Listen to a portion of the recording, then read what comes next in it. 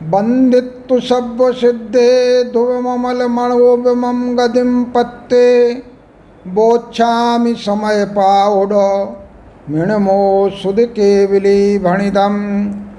बोले परम पूज्य आचार्य कुंद कुंद स्वामी की जय। बोले परम पूज्य संत शिरोमणि आचार्य श्री विद्यासागर जी महाराज की जय। बोले परम पूज्य निर्यापक श्रमण मुनि पुंगव श्री सुधा सागर जी महाराज की जय। कल समय सार जी शास्त्र में हमने 4 गाथाओं का स्वाध्याय किया था। एक बार पुनः हम उनकी तरफ लौटते हैं। 5वीं गाथा में आचार्य कुंद कुंद देव ने रत्नत्रय की एकता स्वरूप येयत्व और विहत्व माने राग द्वेष मोह आदि पर भावों से भिन्न रहित आत्म तत्व को समझाने के लिए अपनी शक्ति के अनुसार दिखाने के लिए प्रतिज्ञा की थी।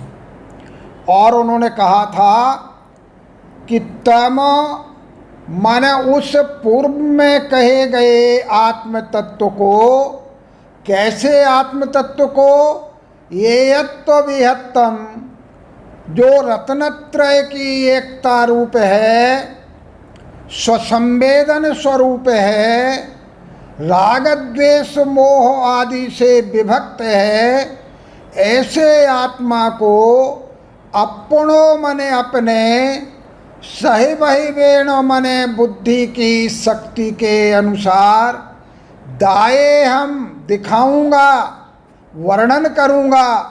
यदि दायेज्य प्रमाणम, यदि दिखा सकूं तो प्रमाण मान लेना, प्रमाण स्वीकार कर लेना।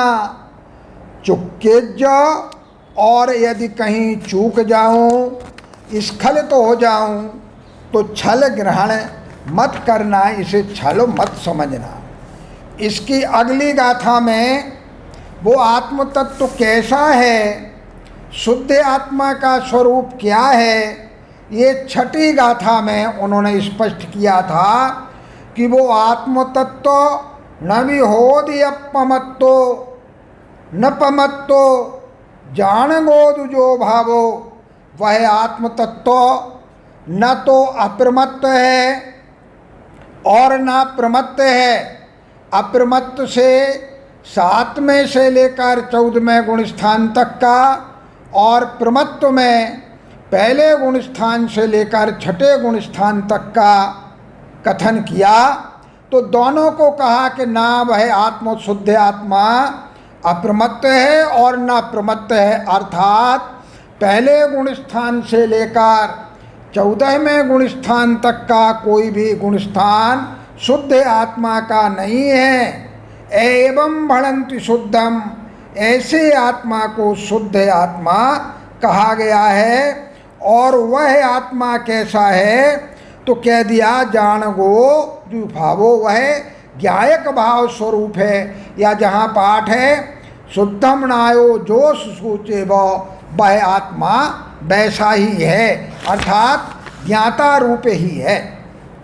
फिर भी दर्शन ज्ञान और चरित्र से एक रूप होने पर भी आत्मा में जो दर्शन ज्ञान और चारित्र का कथन किया जाता है वह किस अपेक्षा से किया जाता है तो 7वीं गाथा में कल हमने देखा था स्वाध्याय के क्रम में कि व्यवहारेण उपदिश्यति नाणिस्व चरित्र दंशनम नाणम। ज्ञानी आत्मा के ज्ञान स्वरूप आत्मा के भिन्न नहीं है ज्ञान से वो आत्मा, ऐसे उस आत्मा के व्यवहारेण मन व्यवहार नय के माध्यम से चरित्रम दंशनम नाणम दर्शन ज्ञान और चारित्र उपदिश्यति माने कहा जाता है, उसका विवेचन किया जाता है, उसका उपदेश किया जाता है। वास्तव में अगर विचार करें, शुद्ध आत्मा की दृष्टि से कथन करें तो नवीणाणम, उसके ज्ञान नहीं होता, अर्थात वह तो स्वयं ज्ञान स्वरूप है, स्वयं ज्ञान रूप है, इसलिए उसका ज्ञान ऐसा कथन नहीं बनता। वह तो स्वयं चारित्र रूप है, इसलिए कारण चरित्रम, उसका चारित्र ऐसा भी कथन नहीं हो सकता, और न दंशनम, तो शुद्ध दृष्टि से न ज्ञान है, न चारित्र है, न दर्शन है, तो क्या है फिर वो आत्मा? तो आचार्य कुंद कुंद देव ने कहा, जान गो शुद्धो, वह आत्मा शुद्ध ज्ञायक है, ज्ञान रूप है, जानने वाला है, ज्ञाता है, वह आत्मा ज्ञान रूप है, ज्ञायक भाव स्वरूप है, ऐसी 7वीं गाथा में कहा था। तो बोले फिर ये कहा क्यों जाता है? एक प्रश्न आया कि जब वो उसके ज्ञान दर्शन और चारित्र शुद्ध आत्मा के होता नहीं, तो फिर उसके उस ज्ञानी आत्मा के ज्ञान दर्शन और चारित्र का या दर्शन ज्ञान और चारित्र का कथन क्यों किया जाता है? तो उसे एक बहुत सुंदर उदाहरण के द्वारा उन्होंने समझाने का प्रयास किया कि जहन अभिशक्य मणज्जो अणज्य भाषम बिणाउ गाहे जह माने जिस प्रकार से, अणज्जो माने कोई अनार्य व्यक्ति, उस भाषा को न समझने वाला व्यक्ति, अणज्य भाषम बिना, उस अनार्य भाषा के बिना, गाहे तुम अशक्कम, ग्रहण करने में असमर्थ होता है। एग्जाम्पल के तौर पर हम कहना चाहें, जैसे किसी को हिंदी भाषा नहीं आती, तो उसको समझाने के लिए हमें उसी की भाषा का आश्रय लेना पड़ता है। लेकिन ध्यान रखना कि जब तक उसे समझाना है तब तक ही उसकी भाषा का आश्रय हम ग्रहण करते हैं, बाद में फिर हम स्वकीय भाषा में, अपनी ही भाषा में आ जाते हैं। तो उसी प्रकार से व्यवहारेण बिना, तह व्यवहारेण बिना, उसी प्रकार से व्यवहार के बिना परमत्वोपदेशनम असक्कम, परमार्थ का उपदेश देना संभव नहीं है। इसका साफ साफ मतलब ये हो गया कि जब तक हमें निश्चय समझ में नहीं आया, परमार्थ समझ में नहीं आया, तब तक व्यवहार की उपयोगिता निरंतर विद्यमान है। किंतु जब हमें उसकी प्राप्ति हो जाए, उसका ज्ञान हो जाए, तो फिर जैसे हम अनारी को समझाने के बाद उसकी भाषा में फिर अपनी भाषा में लौट आते हैं, उसी प्रकार फिर आत्मा के शुद्ध स्वरूप में ही हमें लौटना है। वही परमार्थ है, वही यथार्थ है। अब आगे कथन कह रहे हैं कि जब व्यवहार का दृष्टिकोण अनुसरण करने योग्य नहीं है, वो परमार्थ रूप नहीं है, तो फिर कैसा है वो व्यवहार नय, उसी का कथन कर रहे हैं।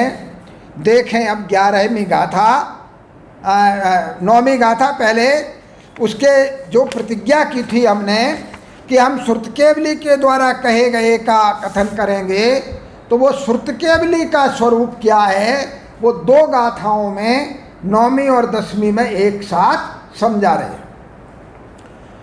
जो ही सुदेण ही गच्छति अपाणमिणं तु केवलम शुद्धम तम शुद्ध केवलमिष्णो भणन्ति लोय पैवरा। जो श्रीणाणं सब्बम जानति सुध केवलिम तमाहुजिणा नाणम अप्पा सब्बम जम्मा सुई केवली तम्मा। दूसरी गाथा में कहीं कहीं जो पाठ है वो भिन्न भी है, उसकी चर्चा हम जब आएंगे तो करेंगे। जो ही माने निश्चय से प्राकृतों में और संस्कृत भाषा में कुछ निपात होते हैं। निपात का मतलब है ऐसे शब्द जिनमें परिवर्तन नहीं होता और वो किसी निश्चित अर्थ का बोध कराते हैं। तो ही जो है ये निश्चय का बोध कराने वाला, निश्चय के अर्थ का ज्ञान कराने वाला एक अव्यय मन अपरिवर्तनशील निपात है। ऐसा ही रहेगा ही, और उसका अर्थ हो जाएगा निश्चय से। तो जो ही मन निश्चय से सुदेन मन श्रुत ज्ञान के द्वारा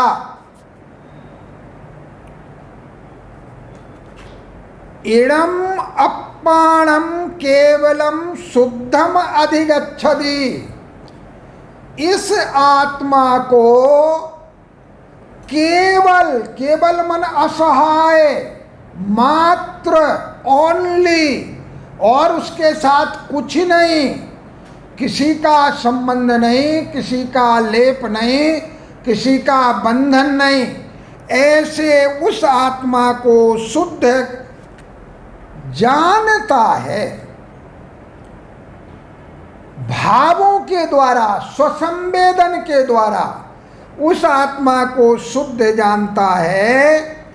तो ईषिणा कैसे, ईषिणो ऋषि, कैसे ऋषि रोग, लोय पैवैरा, लोक को प्रकाशित करने वाले, संपूर्ण लोकों को जानने वाले, संपूर्ण लोकों का ज्ञान रखने वाले ऋषि लोग तम सुध केवलिम भणंति, उसको श्रुत केवली कहते हैं। भाव यह है कि यह मन जो व्यक्ति श्रुतेन बने भाव श्रुत ज्ञान के द्वारा केवलम मन असहाय रूप निर्लेप निर्मल राग द्वेष मोहादि से रहित ऐसे शुद्धम आत्मानम जानाति, जो शुद्ध आत्मा को जान लेता है, भाव रूप में जो शुद्ध आत्मा को जानता है, उसको जो लोक को प्रकाशित करने वाले, लोक को समझने वाले ऋषि लोग हैं, उसको श्रुत केवली भणंति, श्रुत केवली कहते हैं। माने वो भाव श्रुत केवली है, क्योंकि वो स्वसंवेदन के द्वारा भाव रूप में आत्मा को शुद्ध, बुद्ध, नित्य, निरंजन, निर्लेप, निर्मल, संसार के बंधनों से रहित जानता है, तो उसके लिए श्रुत केवली कहते हैं। और जो संपूर्ण श्रुत ज्ञान को जानता है, जो सुदृणाणम सब्बम जानई, जो सब्बम सुदृणाणम जानई। देखो भाव श्रुत केवली कौन, जो भाव रूप से स्वसंवेदन प्रत्यक्ष से अपने आत्मज्ञान से शुद्ध आत्मा को जानता है, वो भाव श्रुत केवली। और जो उपदेश के अनुसार संपूर्ण श्रुत ज्ञान को, माने द्वादशांग को, पूरे पूरे 12 अंग और पूर्वों को जानता है, वो व्यवहार श्रुत केवली है। अंतर क्या है भाव श्रुत केवली और द्रव्य श्रुत केवली या व्यवहार श्रुत केवली में? एक आत्म संवेदन के द्वारा शुद्ध आत्मा को जानता है और एक श्रुत ज्ञान के द्वारा, अर्थात जैसा उसने गुरु परंपरा से जाना उसके अनुसार उसको जानता है। उदाहरण के रूप में समझें, जैसे हमने खूब पढ़ा कि शरीर अलग है आत्मा अलग है, तो ये जो हमारा ज्ञान है वो स्वानुभूति जन्य नहीं है, ये शास्त्र के उपदेश जन्य है। शास्त्र ने हमें बताया तो हम जानते हैं कि हमारा शरीर भिन्न और आत्मा भिन्न। अभी अनुभूति में ऐसा नहीं आया। कैसे? जब एक मच्छर कान पर बैठता है तो हमारा हाथ तुरंत चला जाता है उसे भगाने के लिए। इसका मतलब अभी आत्मा में और इस शरीर में भिन्नता की प्रतीति हमें आत्मानुभूत रूप हुई नहीं। तो ऐसे ही जो व्यक्ति इस आत्मा को परद्रव्यों से भिन्न स्वसंवेदन के द्वारा, आत्मानुभूति के द्वारा, आत्मा के द्वारा ही आत्मा को जान लेता है, वो भाव श्रुत केवली है। ये 9वीं गाथा में कथन किया। यही परमार्थ है, यही वास्तविक है। और जो श्रुत ज्ञान को जानता है, श्रुत के द्वारा श्रुत ज्ञान को जानता है, द्रव्य श्रुत के द्वारा, अक्षर रूप श्रुत के द्वारा। वो तो अनक्षर रूप भाव था जो अंतरंग में विराजमान था, भाव श्रुत केवली कहा। और जो अक्षर रूप से उपदेश के अनुसार संपूर्ण श्रुत ज्ञान को जानता है, वो द्रव्य श्रुत केवली या व्यवहार श्रुत केवली कहलाता है। तो ये समझना कि संपूर्ण जो ज्ञान है वो ज्ञान या तो हम आत्मा रूप है या अनात्मा रूप है। आत्मा रूप है जो स्वकीय संवेदन रूप है, वो भाव रूप है। तो अब सवाल ये आया कि इसका मतलब ये हुआ कि ज्ञान जो है वो संपूर्ण श्रुत ज्ञान जो भाव रूप है वो आत्मा ही है, और जो द्रव्य श्रुत है वो उसके लिए है, आत्मा की प्रतीति के लिए है। आत्म प्रतीति जन्य नहीं है, लेकिन है वो उसी के लिए, क्योंकि व्यवहार नय का जितना उपदेश है वो परमार्थ के लिए है। ये पहले कह चुके थे। क्यों? ताहे व्यवहारेण बिना परमत्वोपदेशनम असक्कम। गाथा में कह आए हैं कि व्यवहार के बिना परमार्थ का उपदेश करना संभव नहीं है, इसलिए व्यवहार का आश्रय हमें लेना पड़ता है। तो इस प्रकार होने पर जो आत्मा को जानता है वह श्रुत केवली है, वही परमार्थ है। इसमें ज्ञान और ज्ञानी में भेद नहीं रहता है। लेकिन जब हम कहते हैं कि श्रुत ज्ञान से आत्मा को जानता है, तो ज्ञान और ज्ञानी में भेद कर देते हैं, तो वहाँ व्यवहार नय की प्रवृत्ति होती है। वो व्यवहार नय भी परमार्थ की प्रतीति के लिए ही है, वो परमार्थ से भिन्न नहीं है, परमार्थ के लिए है, परमार्थ के लिए है। इसीलिए नय को ज्ञान का साधन कहा है। तत्वार्थ सूत्र में आप सब पढ़ते हैं, प्रमाण नैरधिगमा।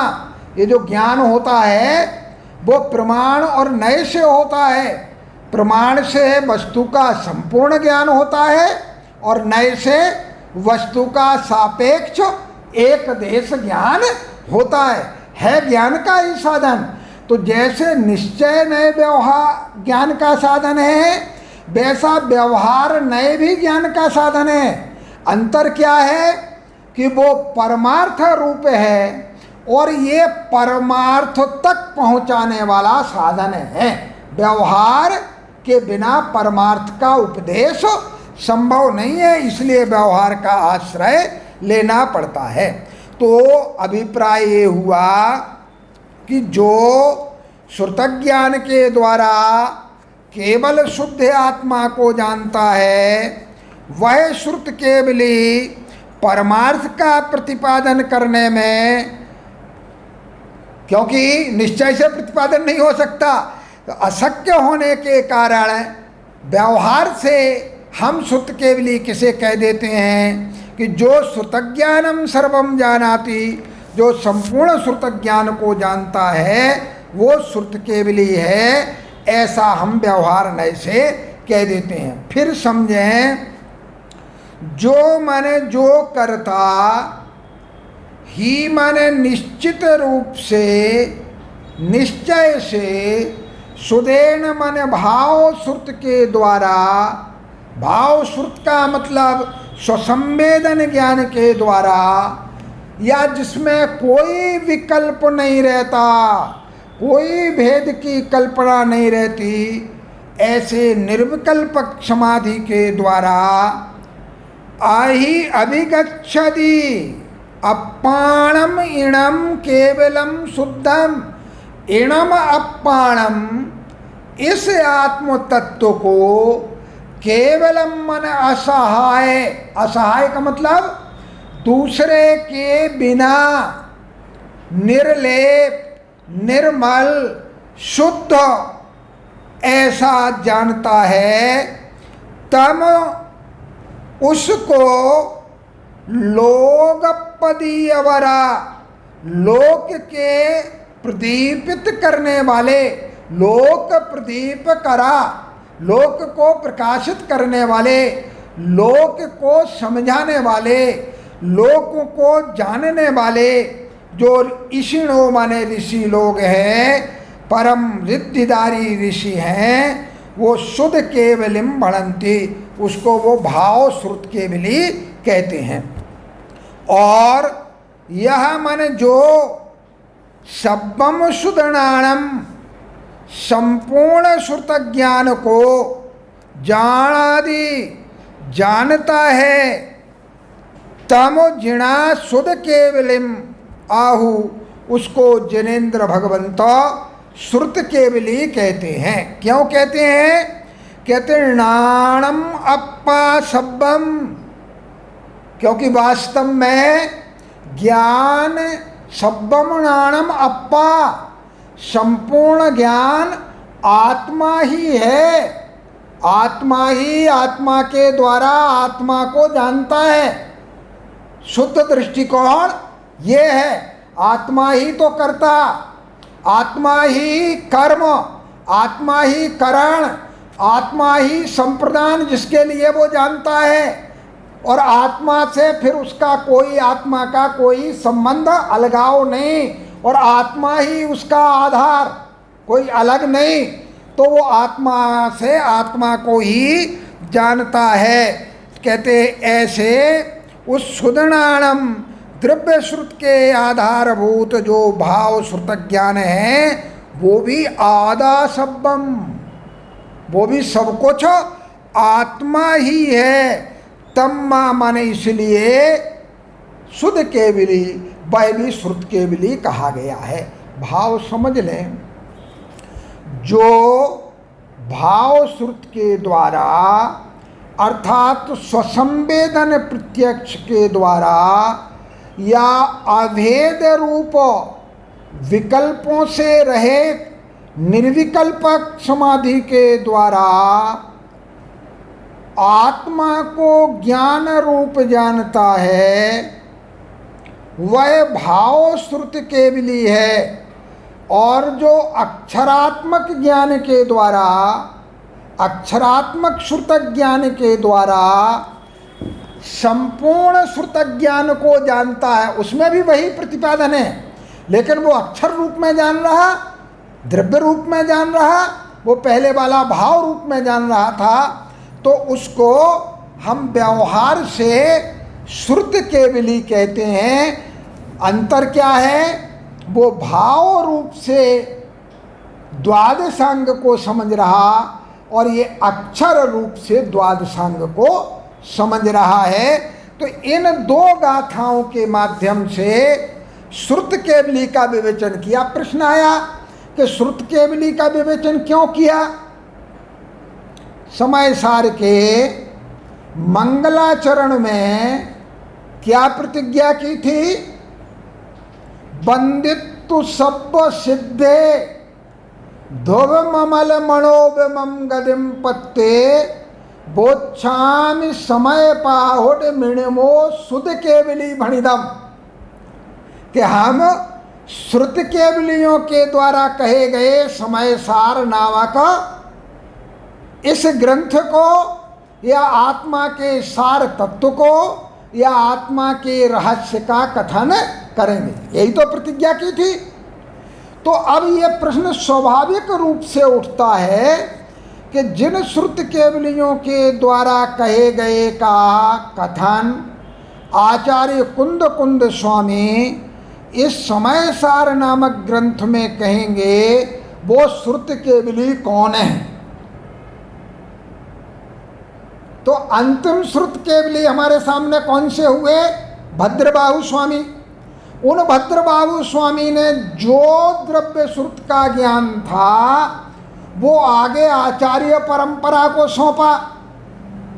जब आचार्य परंपरा से आया तो फिर हम सब जानते हैं कि षटखंडागम के रूप में उसकी रचना हुई।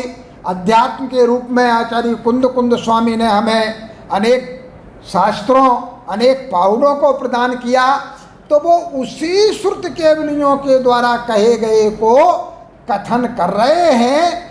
ये आगम के प्रति आस्था, आगम को प्रमाण मानने की भावना, क्योंकि हमने क्या कहा था कि हमारे सामने चार चीज़ें हैं।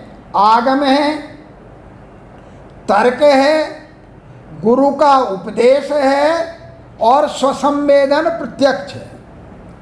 तो जब स्वसंवेदन प्रत्यक्ष इस दशा में हो नहीं सकता तो हमारे सामने क्या है? आगम है प्रमाण के रूप में, तर्क है प्रमाण के रूप में और गुरु का उपदेश है प्रमाण के रूप में। तो आगम प्रमाण के रूप में आप खूब अच्छी तरह से समझ लेना कि तर्क अगर आगम के अनुकूल है तो वो तर्क प्रमाण है। गुरु परंपरा का उपदेश उस आगम के अनुकूल है तो वो गुरु परंपरा का उपदेश प्रमाण है। इसका मतलब मुख्य रूप से हमारे सामने प्रमाण क्या है? जो श्रुत केवली परंपरा से हमारे सामने आगम आया, जो श्रुत आया, जितना द्वादशांग का भाग हमारे पास बचा वो हमारे लिए प्रमाण है। क्यों? क्योंकि वो श्रुत केवलियों की परंपरा से हमारे समक्ष आज विद्यमान है। ये हमें समझने की आवश्यकता है। अब इन श्रुत केवलियों का कथन करने के बाद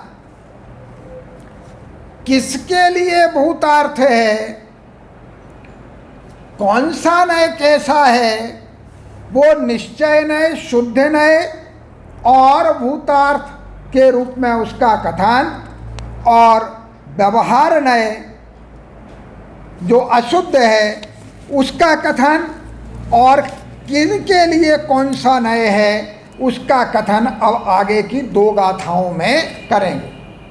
पहले 11वीं गाथा की तरफ ध्यान दें। व्यवहारो भूदत्थो भूदत्थो देशिदो दुसुद्दिणयो भूदत्थमस्यदो खलु सम्मायिट्ठी हवै जीवो। दो दृष्टिकोण समझना। जब हमारे सामने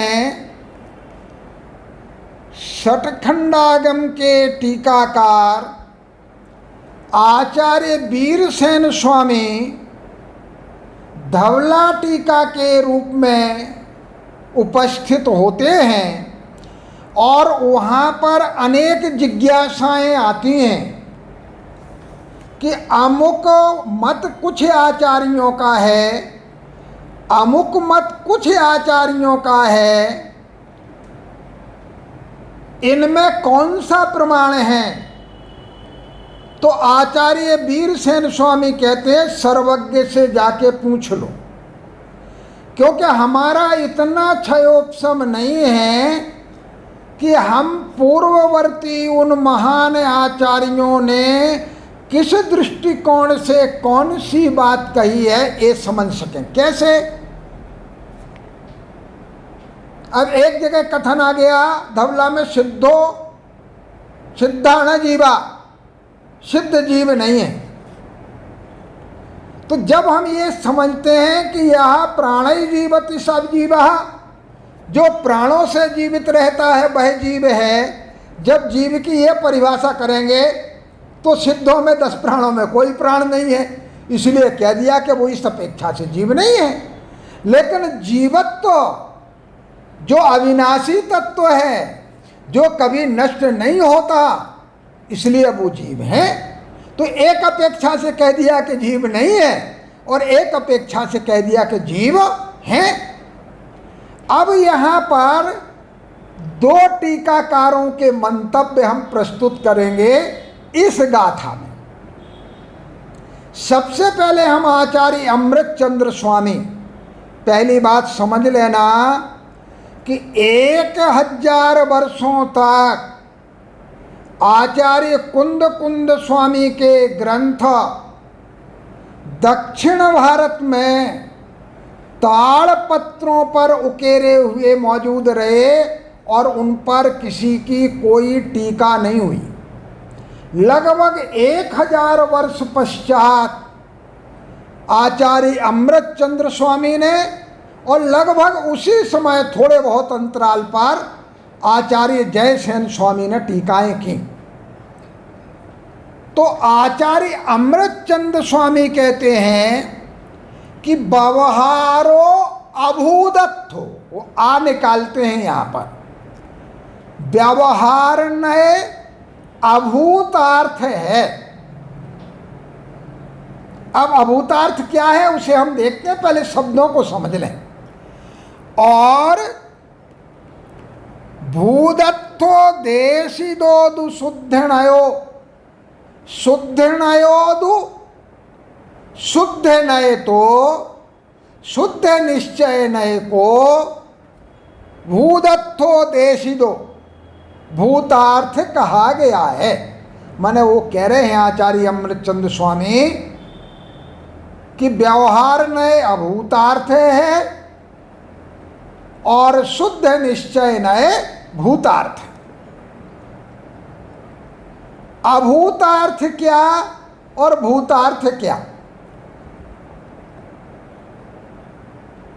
भूतार्थ माने परमार्थ, परम प्रयोजनीय, और अभूतार्थ माने जो परम प्रयोजनीय नहीं है। इसका मतलब ये मत समझना कि वो प्रयोजनीय नहीं है, क्योंकि आगे खुद आचार्य कुंद कहेंगे कि कब तक हमें जो है व्यवहार नय का आश्रय लेना है। वो आश्रयणीय है लेकिन वो परम प्रयोजनीय नहीं है। क्यों? वो परमार्थ के लिए है लेकिन स्वयं परमार्थ नहीं है। परमार्थ का साधन है लेकिन वो परमार्थ नहीं है। 6 डाला में पढ़ते हैं आप कि व्यवहार का कथन अब किस लिए है? परमार्थ के लिए है। वही बात यहाँ कह रहे हैं कि व्यवहारो भूदत्थो, व्यवहार नय अभूतार्थ है और शुद्ध नय माने शुद्ध निश्चय नय भूतार्थ कहा गया है। ये आचार्य अमृतचंद्र स्वामी की दृष्टि में व्याख्या। आचार्य जयसेन स्वामी कहते हैं कि व्यवहारो अभूदत्थो भूदत्थो, व्यवहार नय अभूतार्थ भी है और भूतार्थ भी है, और शुद्ध नयो अभूदत्थो भूदत्थो, शुद्ध नय भी अभूतार्थ भी है और भूतार्थ भी है। समझने का प्रयास करना। जो बुजुर्ग लोग हैं वो आसानी से समझ सकते हैं कि मेरे मकान में, मेरे घर में 2 कमरे हैं और मेरे पास दिया दीपक एक है और दोनों में प्रकाश मुझे करना है। तो हम क्या करते थे कि उन दोनों कमरों के बीच में जो दरवाजे पे देहली बनी हुई है उस पे दीपक रख दिया, तो उस दीपक का प्रकाश इस कमरे में भी जा रहा और दीपक का प्रकाश इस कमरे में भी जा रहा। इसको संस्कृत में कहते हैं देहली दीपक न्याय, प्राकृत में भी कहते हैं देहली दीवायणाय, देहली दीपक न्याय। माने 2 जगह प्रकाश करना है और दीपक हमारे पास एक है। तो ये बीच में 2 शब्द आए, अभूदत्तो बूधत्तो, इसको देहली दीपक न्याय से दीपक की तरह बीच में रख दिया आचार्य ने। अब वो यहाँ व्यवहार में भी जा रहे हैं। सबसे पहले व्यवहारो शब्द है, व्यवहारो अभूदत्तो भूदत्तो शुद्धणयो, एक किनारे पर व्यवहार है और एक किनारे पर शुद्धणय, और बीच में रख दिया अभूतार्थ और भूतार्थ। तो जयसेन स्वामी कहते हैं कि वो अभूतार्थ और भूतार्थ दोनों के बीच में हैं, दोनों के बीच में।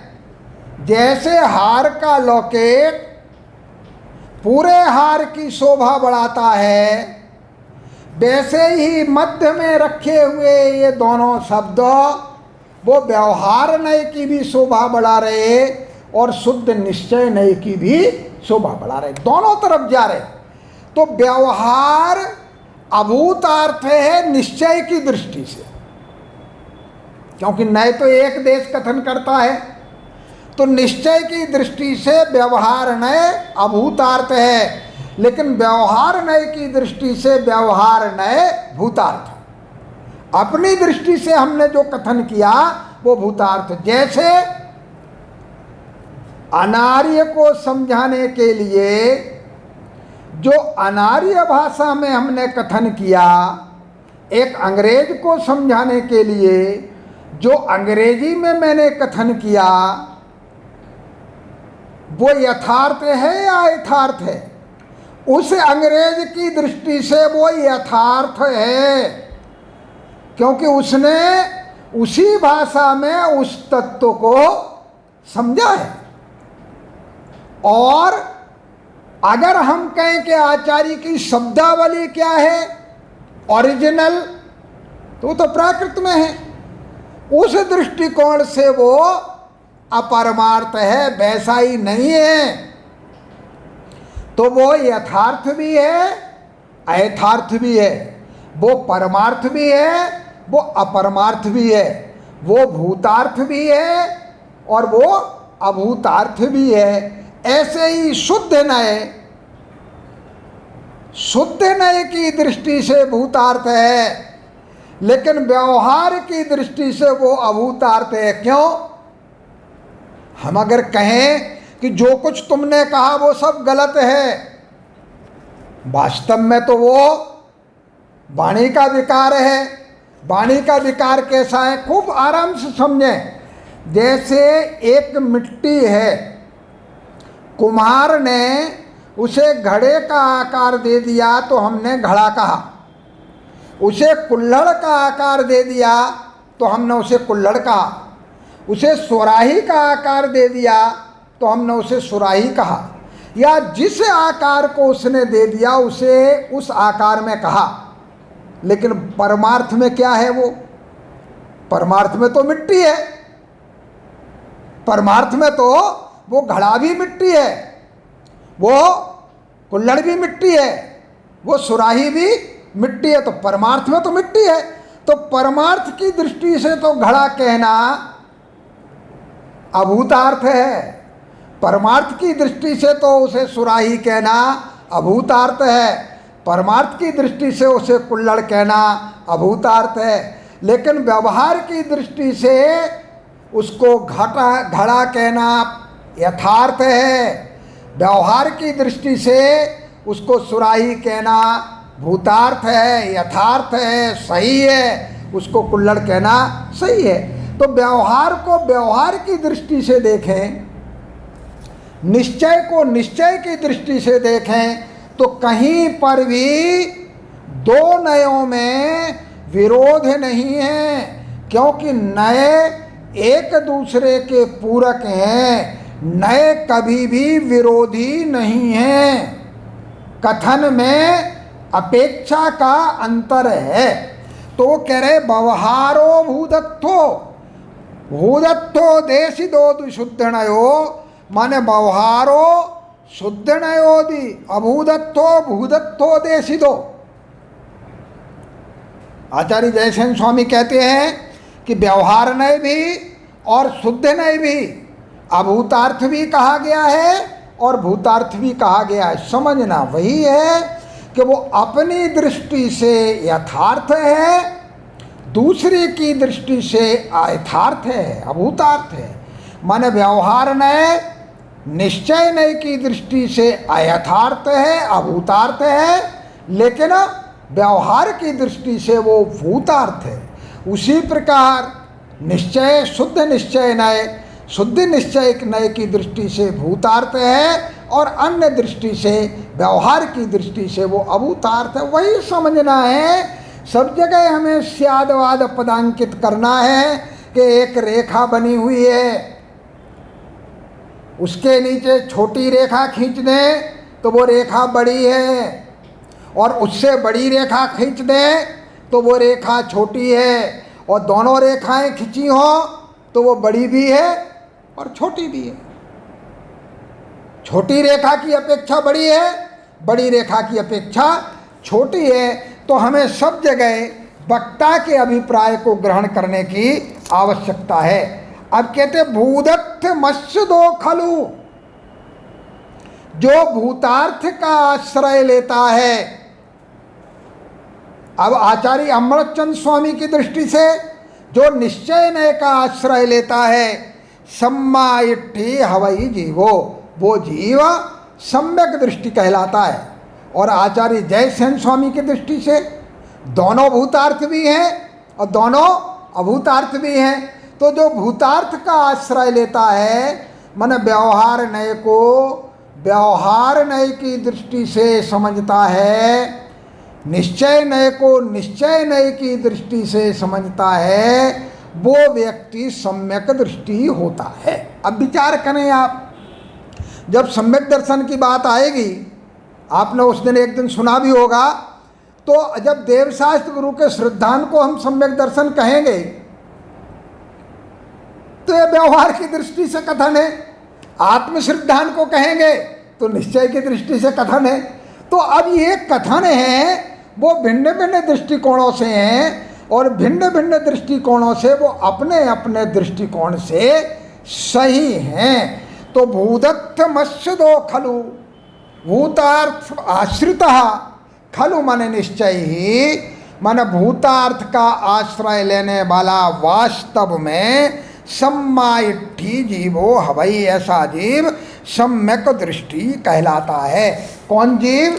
जो भूतार्थ का आश्रय लेता है। अब आचार्य अमृतचंद्र स्वामी भूतार्थ शुद्ध निश्चय नय को कह रहे हैं, अभूतार्थ व्यवहार नय को कह रहे हैं, जबकि जयसेन स्वामी दोनों को भूतार्थ और दोनों को अभूतार्थ दोनों प्रकार से कह रहे हैं। तो हमें ये समझना है कि वस्तु का जो परमार्थ रूप में यथार्थ रूप में श्रद्धान है, जब हम कहते हैं तत्वों का श्रद्धान और तत्वों का हम विभाजन करते हैं, और विभाजन सब कुछ व्यवहार नय का विषय है, सब कुछ व्यवहार नय का विषय है। तो तत्वार्थ श्रद्धानम, तत्वों के यथार्थ श्रद्धान को, तो ये सब कुछ व्यवहार का विषय आता है। इसलिए हमें वहाँ पर ये समझने की आवश्यकता है कि इस प्रकार से दोनों प्रकार की बात वहाँ कही है। अब नयों का वर्णन आए, दो गाथाएं ऐसी हैं जिन पर एक टीका मिलती है, एक टीका नहीं मिलती है, लेकिन वो वस्तुतः कही गई बात को दोबारा कहा गया है, फिर भी वहाँ पर हम इन दोनों गाथाओं को देखेंगे। देखें, नाणम्मि भावना खलु कादब्बा दंसणे चरे तेय ते पुण्यतिन्नि वियादा तम्मा कुण भावनम आदे। समझ लें, जब हम किसी भी शास्त्र का स्वाध्याय करते हैं तो उस शास्त्र के स्वाध्याय में हमें पूर्वापर विचार जरूर करना है। अगर ये विचार गायब हो गया तो शास्त्र का अभिप्राय हमारी समझ में नहीं आ सकता है। अब कहते नाणम्मि भावना खलु कादब्बा दंसणे चरितेय। नाणम्मि मन ज्ञान में और दंसणे मन दर्शन में और चरित्य मन चारित्र में। मन दर्शन ज्ञान और चारित्र में खालू वास्तव में यथार्थ में भावना का दब्बा, हमें भावना करना चाहिए। अर्थात सम्यक दर्शन, सम्यक ज्ञान और सम्यक चारित्र, इन तीनों में भावना करना चाहिए। अब कहते हैं ते पुण्यतिन्नि वियादा। वास्तव में ये तीनों आत्मा ही हैं। अभेद रत्नत्रय में आत्मा के स्वरूप में क्या पढ़ा था हमने कि आत्मा रत्नत्रय रूप है। आत्मा ही सम्यक दर्शन, सम्यक ज्ञान और सम्यक चारित्र, लेकिन अलग अलग नहीं, तीनों में अभेद। जहाँ दर्शन ज्ञान चारित्र का भेद नहीं बचा, ऐसा अभेद रत्नत्रय रूप वो आत्मा। तो ये कह रहे हैं कि नाणम्मि भावना खलु कादब्बा दंसणे चरितेय। एक एक शब्द को देखें। नाणम्मि मन ज्ञान में, दंसणे मन दर्शन में, और या मन और चरित्रे मन चारित्र में। अर्थात सम्यक दर्शन, सम्यक ज्ञान और सम्यक चारित्र में भावना खलु कादब्बा, हमें भावना करना चाहिए। भावना करना चाहिए माने स्वसंवेदन की ओर बढ़ना चाहिए, आत्मानुभूति की ओर बढ़ना चाहिए। बोले क्यों तीन की बात कर रहे हैं, आत्मा कहाँ से आ गई? तो दूसरी लाइन में उत्तर दे रहे हैं, ते पुण्यतिन्नि वियादा। वे तीनों ही आत्मा हैं। आदा माने आत्मा,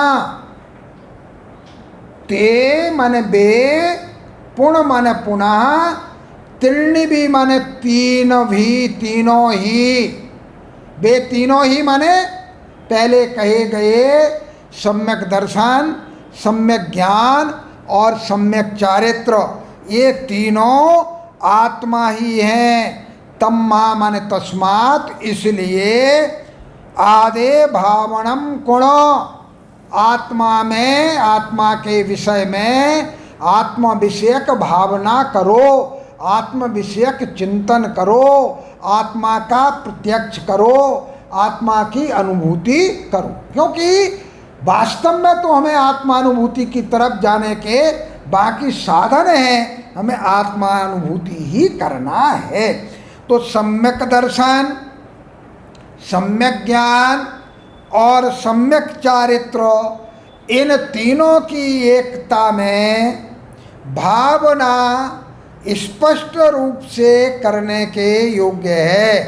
तानि पुनः, क्योंकि वे तीनों ही, त्रीणि भी तीनों ही निश्चय से आत्मैव, आत्मा ही है। इसी कारण से को भावना आदे भावनम कुणु, आत्मा में ही भावना करो, माने आत्मा का ही संवेदन करो, आत्मा का ही प्रत्यक्ष करो, आत्मा की ही अनुभूति करो। अब ये जो भावना करेंगे हम, सम्यक दर्शन, सम्यक ज्ञान और सम्यक चारित्र, रत्नत्रय की एकता रूप आत्मा में, उससे क्या फल की प्राप्ति होगी? तो कह रहे हैं जो आद भावनमिणम नित्युपजुत्तो मुनि समाचरदि। हो सकता है कि कुछ के ग्रंथों में ये गाथाएं ना हो, फिर भी देख लें। सो सभ्य दुख मोक्षम पावदी अचरेण कालेण।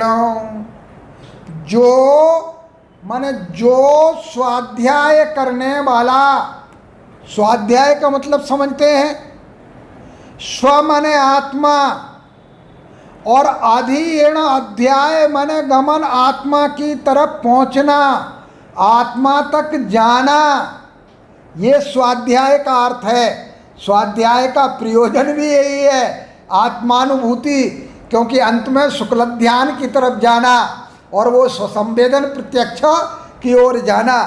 तो जो इणम आद भावनम, जो व्यक्ति इस आत्मा की भावना को नित्युवजुत्तो, नित्य हमेशा सतत उपयुक्त रहता हुआ, सतत लगा हुआ रहता हुआ, जो मुनि आद भावनम कुणादि, इसके आत्म भावना को करता है, समाचरदि आचरण करता है, वह मुनि, ध्यान कर लेना, सो मुनि।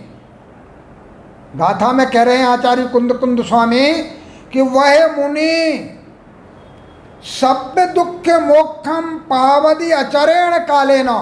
अचरेण कालेन, कुछ ही समय में, थोड़े ही समय में, बहुत समय बाद नहीं, कम समय में ही सभ्य दुख मोक्षम पावती, सभ्य दुखों से छुटकारा प्राप्त कर लेता है।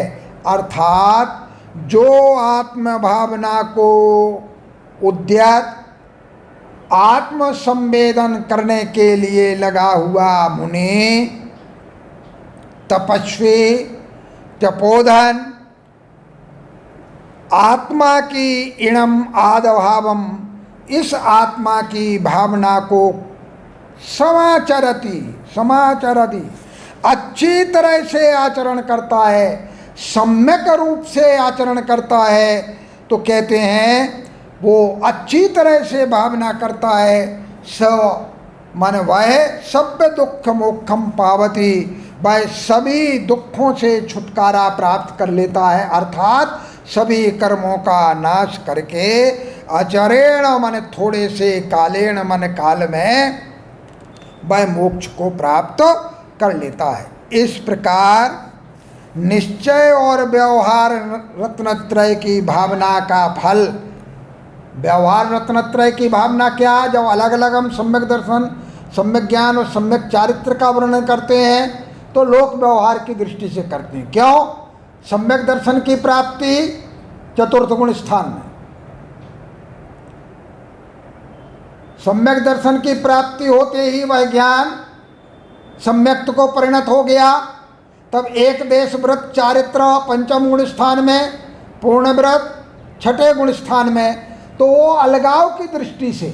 और जब आत्मा का कोई गुण स्थान होता ही नहीं, शुद्ध आत्मा का रत्नत्रय की एकता का कथन करेंगे, रत्नत्रय अभेद का कथन करेंगे, तो वहाँ पर फिर एक में एक हो जाएगा।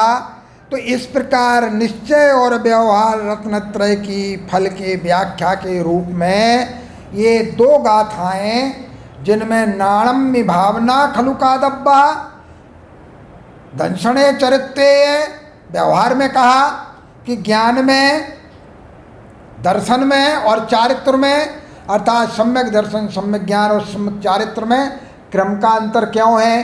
कभी गाथा के कारण क्रम का अंतर आता है, कभी प्रयोजन के कारण क्रम का अंतर आता है। उसे हम बताएंगे कि यहाँ गाथा के कारण क्रम का अंतर आया, नाणम्य पहले प्रयोग कर दिया। कहीं पर ज्ञान की उपयोगिता अधिक होती है तो हम पहले प्रयोग कर देते हैं। तो नाणम्य दंशने चरित्रे भावना खलु कादब्बा, ज्ञान दर्शन और चारित्र में भावना करना चाहिए, व्यवहार से कहा। फिर कहते ते पुण्य त्रीणि व्यादा, निश्चय से कहा कि वो तीनों आत्मा ही हैं। तम माकुण भावनम आदे, इसलिए आत्मा के विषय में भावना करें।